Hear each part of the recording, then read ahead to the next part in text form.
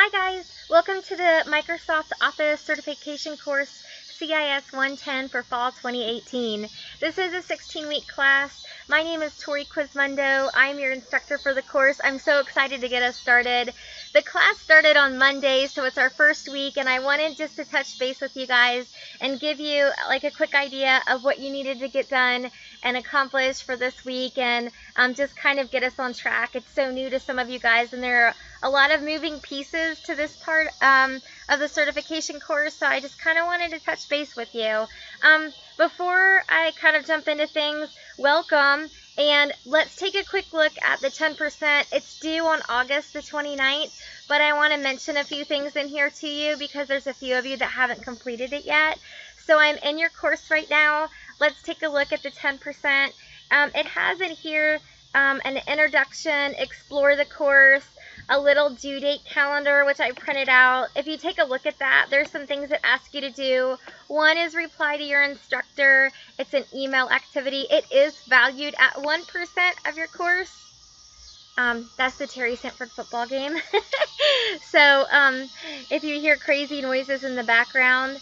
Okay, so it's also going to ask you to download your Microsoft Office software, Office 2016. It's going to ask you to log into your LinkedIn account. I'll come back to that. It's going to ask you to create your Certiport account, and it's going to ask you to complete your introduction quiz. All right. I think that might be the fire trucks, not the football game. Okay, so anyways, if you haven't downloaded this calendar and printed it out for yourself, it's a great way for you to keep track of what's going on in the course. If you are not faculty or staff at Fayetteville Tech, this is how you access your student email account. There's some great instructions here for you. This is a Gmail account. If you have the Gmail app on your phone, download the Gmail app if you don't have it. This is a Gmail account. Add an account to your Gmail app, and you can also have your student email coming to your phone.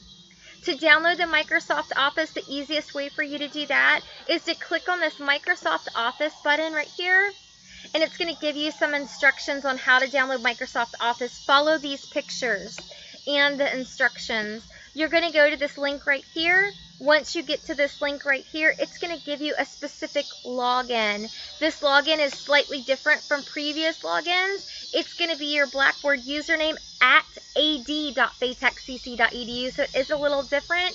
Make sure that you type that login in correctly. Then it's going to be your Active Directory or your Web Advisor or your Blackboard password, right?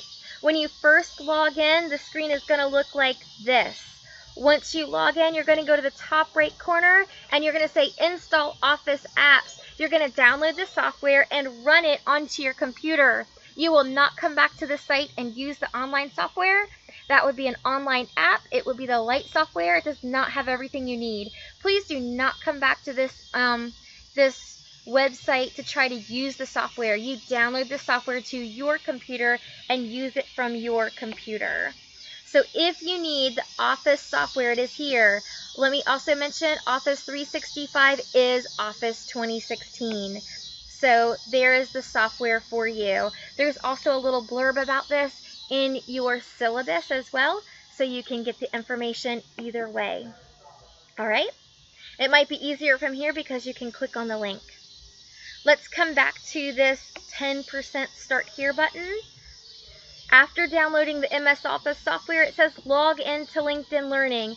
If you could do me a favor and wait until Monday, let's all log into LinkedIn Learning together. And let's all start our 30-day free trial. I apologize for that.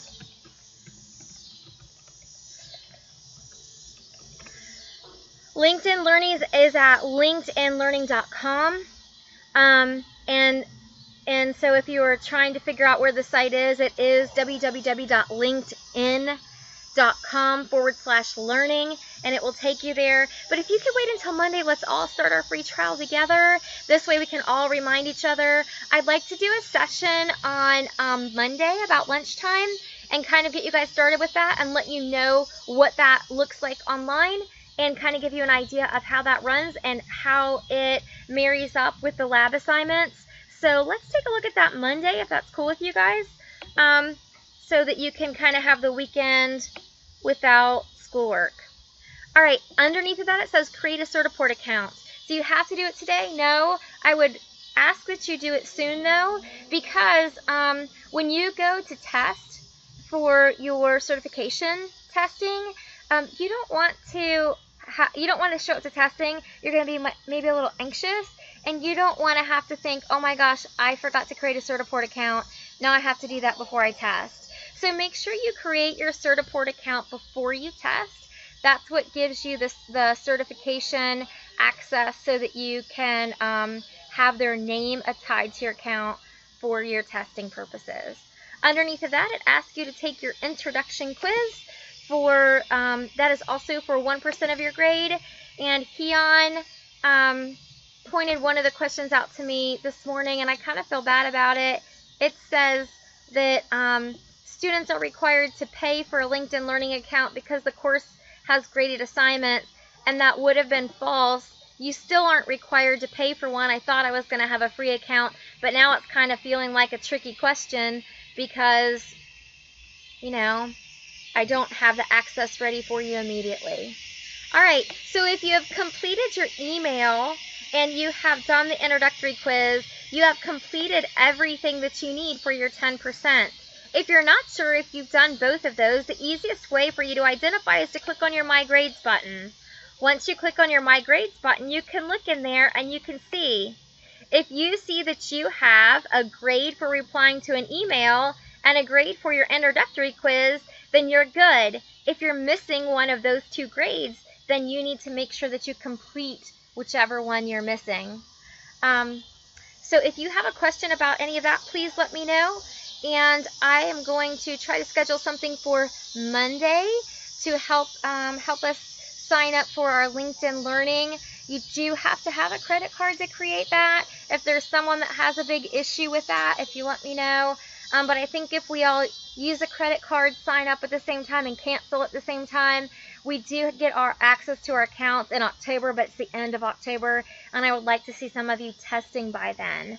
So I also want to mention, somebody asked me about the certification book button. There are some certification books listed in here. Apparently, I really wanted you guys to have it because there are duplicates in here. This is what Con Ed was using when they were teaching the class. It's great books. It's got great information in it.